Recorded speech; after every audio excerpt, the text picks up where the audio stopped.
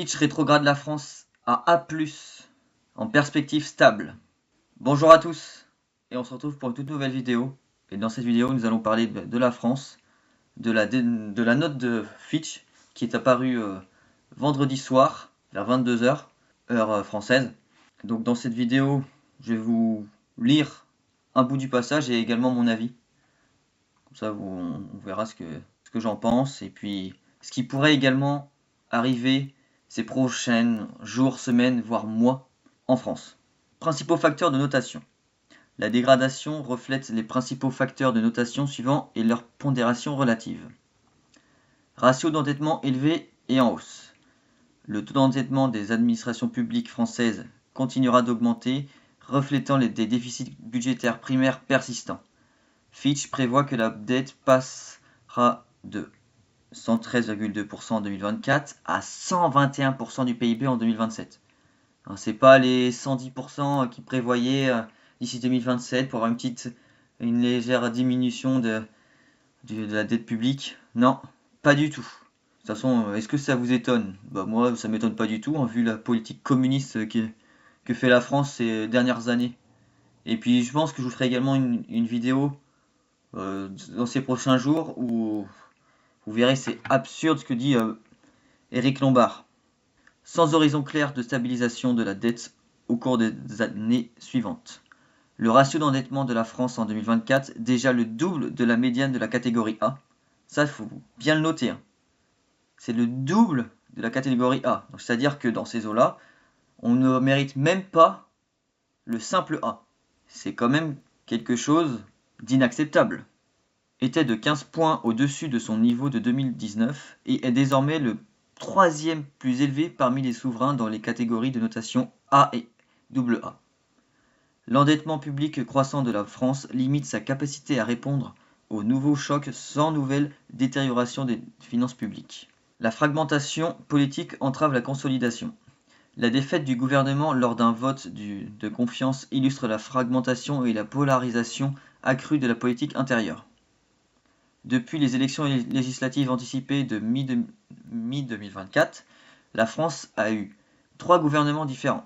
Cette instabilité affaiblit la capacité du système politique à réaliser une consolidation budgétaire substantielle et rend peu probable que le déficit budgétaire global soit ramené à 3% du PIB d'ici 2029, comme l'a ciblé le gouvernement sortant. De toute façon, qu'il y aurait eu dissolution ou non, ça changera rien qu'on ne pourra pas du tout aller au déficit de 3% en 2029. Actuellement, il n'y a pas un monde, si on change rien, mais brutalement. Parce que là, il faut des mesures brutales. Ça sert plus à rien maintenant de faire des petites économies de quelques millions par-ci, de quelques milliards par-là. Ben non, il nous faut des vraies solutions. Et il y a une solution qui est très simple, mais que les gouvernements ne veulent pas l'entendre, c'est la diminution du nombre de fonctionnaires. Parce qu'il y en a beaucoup trop. Il y en a beaucoup trop par rapport, ne serait-ce qu'en Allemagne, il y en a 1 million en plus qu'en Allemagne, alors qu'ils sont 15 millions de plus en termes de population. Donc déjà, ça, c'est quand même quelque chose d'irrationnel. Il y a plus de fonctionnaires, mais on a une dette beaucoup plus forte que l'Allemagne. C'est n'importe quoi. Donc on peut juste conclure sur ça, que trop de fonctionnaires tue l'État, tout simplement. Ça tue l'État, ça tue les collectivités, trop de taxes, trop d'impôts, trop de législation, etc. etc. Et puis, regarde, nous prévoyons que la vraie période précédant l'élection présidentielle de 2027 limitera encore davantage les possibilités de consolidation budgétaire à court terme et voyons une forte probabilité que l'impasse politique se poursuive au-delà des élections. Même eux, ils le disent. Jusqu'en 2027, ça va être instable. Bon, ça, je pense que tout le monde le sait. Mais possiblement qu'après les élections 2027, ils pourraient continuer à avoir une forte probabilité, comme ce qu'ils disent, une forte probabilité que l'impasse politique se poursuive au-delà des élections. C'est là qu'on se dit qu'on est vraiment, la France, c'est vraiment des ploucs. On est vraiment des pitres. Avec ces gouvernements, je suis sûr qu'il y a énormément de pays qui se foutent de nous. Ils se fichent de nous. Ils voient la France, ils disent, de toute façon, faut pas qu'on fasse comme la France. Eux, c'est le bordel, c'est du grand n'importe quoi ce qu'ils font, que ce soit politique économique, social, tout est en train de s'effondrer. Mais on dirait qu'il n'y a que le gouvernement français qui ne le voit pas. Bon, pour moi, ils le font exprès de ne pas le voir. Mais bon, ça, c'est un autre sujet. Faible bilan budgétaire. La France a un faible bilan en matière de consolidation budgétaire et de respect des règles budgétaires de l'UE. Il y a eu des périodes passées de resserrement budgétaire, mais le déficit budgétaire global a dépassé 3% du PIB au cours de toutes les 20 dernières années, sauf 3. Et il n'y a pas eu d'excédent budgétaire primaire depuis 2001. Alors un excédent budgétaire primaire, c'est par trimestre en fait. Depuis 2001, vous imaginez, ça fait 24 ans. 24 ans qu'il n'y a pas eu ne serait-ce qu'un excédent primaire. Alors que dans tous les pays, enfin j'ai pas regardé tous les pays, hein, je vais pas vous le cacher, mais tout ce qui est l'Italie, le Portugal, l'Allemagne, j'en oublie un, les Pays-Bas, ils ont eu au moins un excédent budgétaire primaire après 2001. Au moins, parce que il y en a qui en ont eu beaucoup plus que d'autres, notamment le Portugal ces 2 dernières années où ils sont en excédent alors que nous ça fait 50 ans qu'on n'a pas eu d'excédent de budget, ce qui est affolant. Déficit élevé pour 2025. Le budget 2025 vise un ajustement budgétaire de 0,7% du PIB, dont plus de la moitié provient de mesures temporaires de collecte de recettes, notamment des prélèvements exceptionnels sur les grandes entreprises et les particuliers fortunés. On se met dans l'impôt de quelqu'un qui est très riche. Ils voient qu'ils sont encore plus taxés que d'habitude. Qu'est-ce qu'ils vont faire? Ça va les inciter à se barrer de la France. Et ça serait tout à fait normal en fait. Sauf que les gauchistes, ils comprennent pas ça. C'est taxer les riches, c'est bien parce que nous on est pauvres, gna gna. Oh là là, juste ça me donne envie de vomir. Ils me rendent fou ces bouffons. Fitch prévoit un déficit budgétaire de 5,5% du PIB en 2025. Moi je pense qu'on sera plus vers les 6%. Proche de l'objectif de 5,4% au gouvernement et en baisse par rapport à un résultat de 5,8% du PIB en 2024. Toutefois, le chiffre de 2025 reste élevé par rapport au déficit médian projeté de la zone euro de 2,7% et la médiane A de 2,9%. C'est du simple au double. Regardez, 2,7%, nous on serait à 5,4%, ça fait le double. Quelle politique communiste, quoi. C'est pour ça qu'il y a moins en moins de riches et de plus en plus de pauvres. Donc automatiquement, ça crée une sorte de caste où tout le monde redevient égalitaire, même si j'aime pas ce terme. C'est la soviétisation de la France, tout simplement. Voie incertaine de consolidation budgétaire. Fitch prévoit que les déficits budgétaires de la France resteront supérieurs à 5% du PIB en 2026-2027. Alors qu'ils pensaient le baisser à 3% d'ici 2029, comme ce que je dis tout à l'heure, à ce rythme-là, on n'y sera jamais. Ils ne changent pas leur politique à 2 balles, on n'y sera jamais. Cela intègre l'hypothèse de Fitch, selon laquelle les mesures de consolidation devraient représenter environ 0,5% du PIB par an, compensant ainsi la hausse des coûts d'intérêt et l'augmentation des dépenses de défense.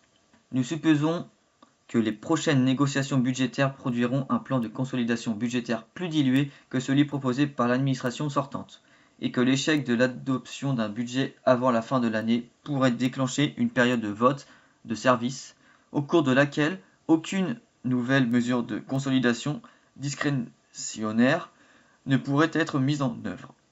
Je n'ai pas grand chose à dire de plus sur ce qu'ils viennent de dire, à part qu'ils penseraient que ça serait un petit peu mieux que le gouvernement sortant. C'est possible, mais bon, à chaque fois qu'il y a un gouvernement sortant, l'autre gouvernement est encore pire que le précédent. Malheureusement, je m'attends au pire, voilà, comme d'habitude. Non, avec la France, je commence à avoir l'habitude d'avoir le pire.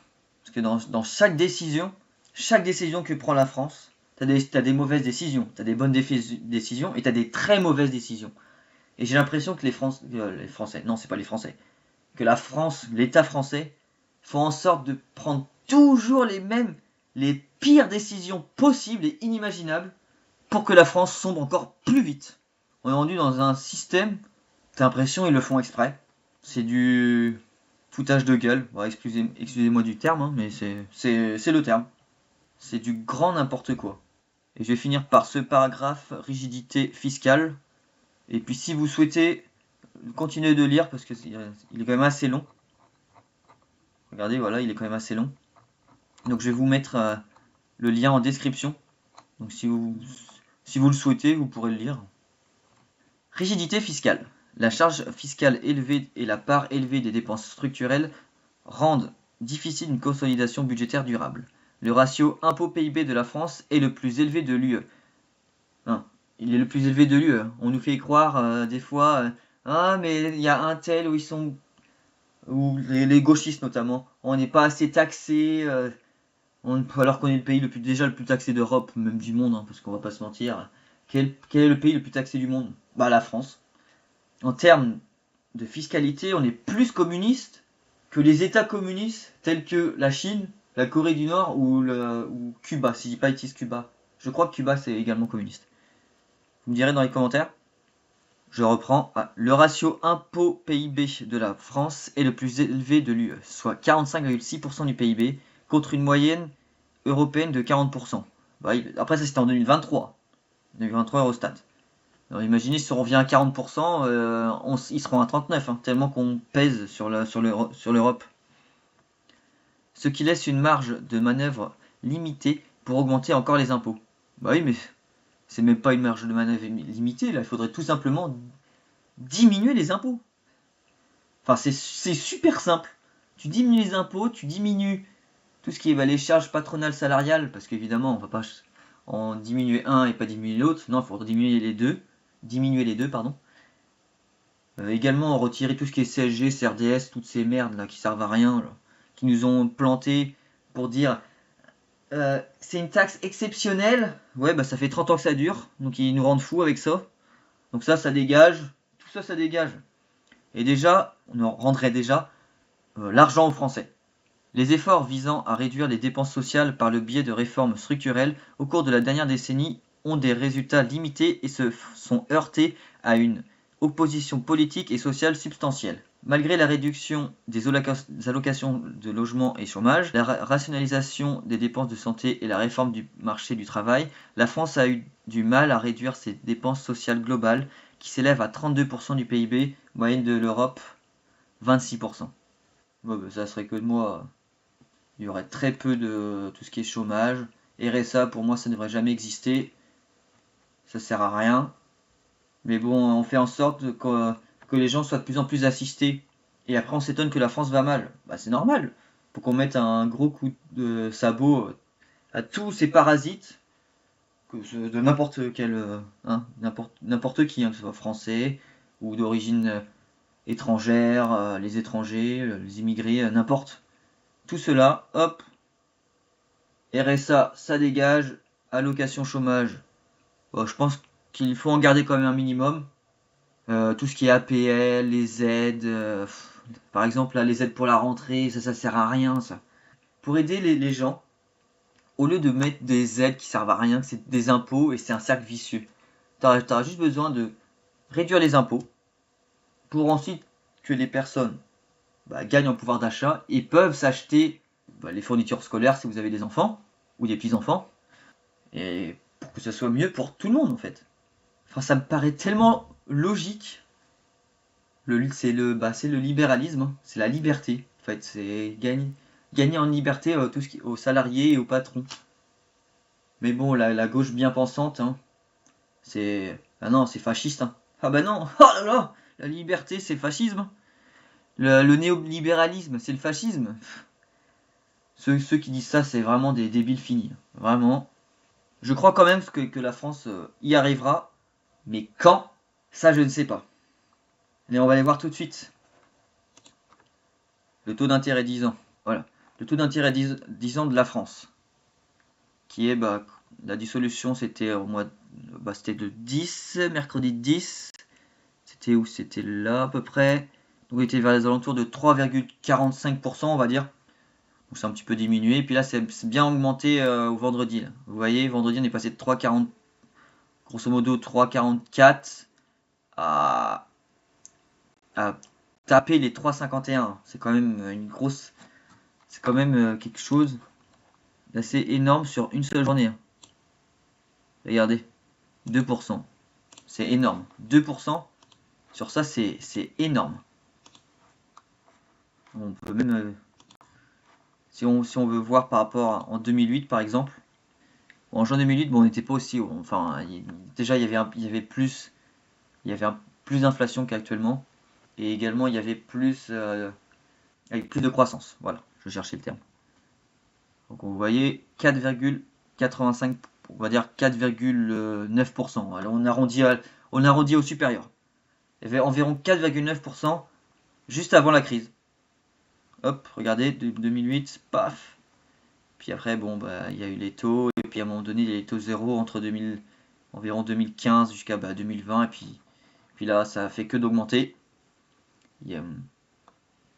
Mais ce qui est encore plus flagrant, si vous voyez la Grèce, elle, elle s'est bien cassé la gueule pendant la crise des subprimes. Mais je vais vous montrer le taux 10 ans. Regardez. Alors, on peut voir, hein. Là, c'était pendant la crise. Hop, la crise, dans les alentours de 5%, à peu près comme nous. Mais quand ils ont eu la crise, un peu plus tard, vous voyez, vers 2010, le taux d'endettement, vous imaginez, en 2012, il a atteint 41,8%.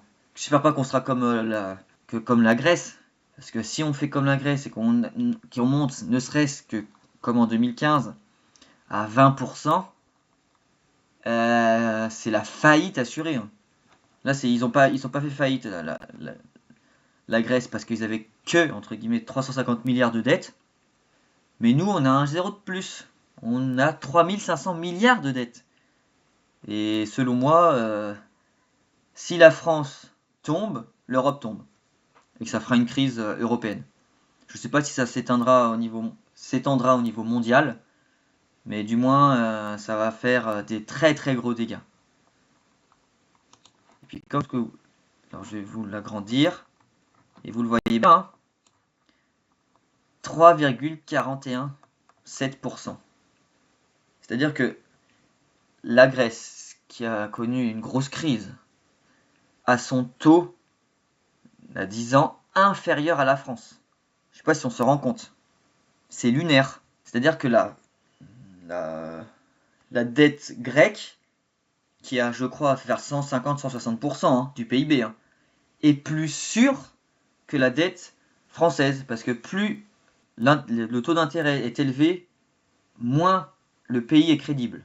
Donc c'est comme si vous voyez, hein, le pays était tellement pas crédible. C'est pour ça qu'on avait des taux d'intérêt de taré. 3,41%. La Grèce est plus crédible que la France. On en est rendu là. Non, c'est fou, hein. C'est abusé. Mais bon, on va encore dire, ah, c'est rien, les taux d'intérêt, c'est rien, ça nous impacte pas, nanani nanana, alors que c'est totalement faux. Hein, vous verrez que si vous voulez acheter, je sais pas moi, une maison ou quelque chose comme ça, vous verrez le taux d'intérêt. Mais les taux d'intérêt, c'est plus ou moins au niveau des taux d'intérêt à 10 ans, dans les alentours de entre 3 et 4%. Et puis je vais vous conclure par des éventuelles conséquences demain, là, dès demain, parce que puisque c'était vendredi, il n'y a pas eu encore les taux d'intérêt là sur 10 ans. Donc je pense qu'il va y avoir une augmentation des taux d'intérêt 10 ans, 5 ans, etc. Et aussi le court terme. Je pense qu'il y aura probablement une hausse de chômage encore plus importante ces prochaines semaines, mois, voire peut-être années, hein. Baisse du pouvoir d'achat du ménage, encore plus. Et une crise sociale, sociétale, économique, politique encore plus intense après cette date. Ça, je trouve que c'est les conséquences qui pourraient arriver en France plus vite que l'on le pense. Merci d'avoir regardé la vidéo. N'hésitez pas à aller sur mon lien de Giro où vous avez 100 € de frais de courtage si vous voulez investir dans les ETF du monde, CAC 40 si vous voulez, même si je suis pas hyper fan, mais n'importe quoi, ce que vous voulez investir, vous pouvez directement aller sur mon lien qui se trouve en bio de la description. Merci. Merci d'avoir regardé la vidéo.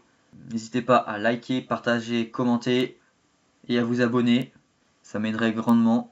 Je vous remercie et bonne journée, bonne soirée. Au revoir.